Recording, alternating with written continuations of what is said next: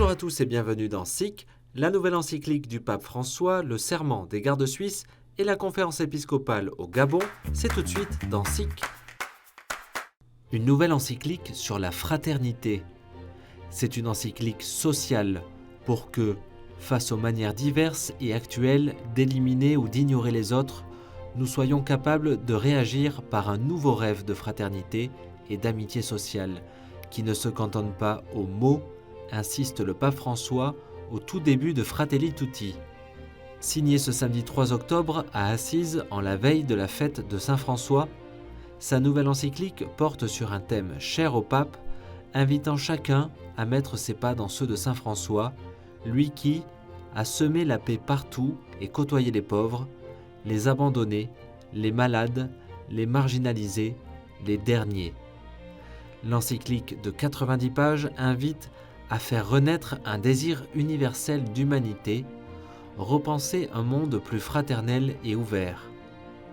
Pour en savoir plus, retrouvez toutes les vidéos sur l'encyclique et des clés de lecture sur www.ktotv.com. Moi, Alban Gépinet, je jure d'observer loyalement et de bonne foi tous ces divins traités lus, aussi vrai que Dieu, le Saint Patron, m'assiste. Hier, 38 nouveaux gardes suisses ont crié leur serment dans la cour Saint-Damas du Vatican. Ils ont juré protection et fidélité au pape. Selon la tradition, cette cérémonie commémore la mort de 147 gardes suisses lors du sac de Rome le 6 mai 1527 en tentant de protéger le pape de l'époque. À la fin de l'Angélus, le pape François a invité les fidèles réunis place Saint-Pierre à applaudir les gardes suisses.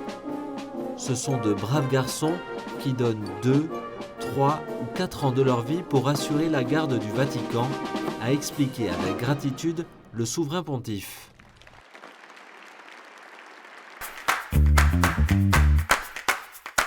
La conférence épiscopale du Gabon a conclu ses travaux hier 4 octobre. Pendant 6 jours, les évêques se sont réunis en session extraordinaire à Oyem. L'occasion pour l'Église du Gabon de se positionner sur différents sujets comme la formation des prêtres ou l'enseignement catholique. Elle a lancé un appel fort au gouvernement en faveur de la réouverture des églises. Les lieux de culte sont fermés depuis mars en raison de l'épidémie de Covid-19. Dans son homélie lors de la messe finale, Monseigneur Jean-Vincent Ono-Eyen, vice-président de la conférence épiscopale du Gabon, a incité ses frères dans l'épiscopat à ne pas avoir peur de se positionner. La fermeture d'une église est pour un temps, mais la fermeture du paradis, c'est pour une éternité. Essayons de trouver une solution rapide permettant au peuple de vivre sa foi en toute sérénité et en toute quiétude. Saint-Remi était à l'honneur ce week-end en la basilique Saint-Remi de Reims. Durant cette messe, célébrée par Monseigneur de Moulin-Beaufort, l'un des moments importants fut l'embrasement des 96 bougies de la couronne de Saint-Remi, symbolisant l'âge de sa mort.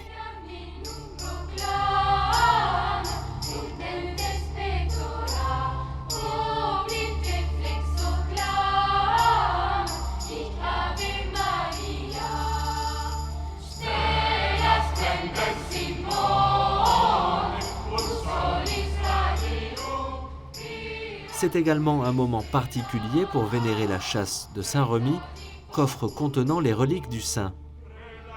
La messe s'est terminée par une prière pour confier au saint le diocèse, la région et le pays. Tempête Alex, la solidarité de l'Église. Dans une courte vidéo publiée aujourd'hui sur Internet, Monseigneur Marceau, évêque du diocèse de Nice, a tenu à envoyer un message de soutien et d'espérance aux habitants des Alpes-Maritimes touchés par la tempête Alex. Je veux apporter la solidarité et véritablement aussi le bouquet de prières que, en ce week-end difficile et douloureux, j'ai pu glaner. En mon nom, c'est vrai, en mon nom d'évêque, je veux dire toute ma solidarité et tout ce que je pourrais faire pour aider, pour garder dans l'espérance les communautés chrétiennes pour qu'elles soient aussi fermement au cœur de ces situations de l'espérance.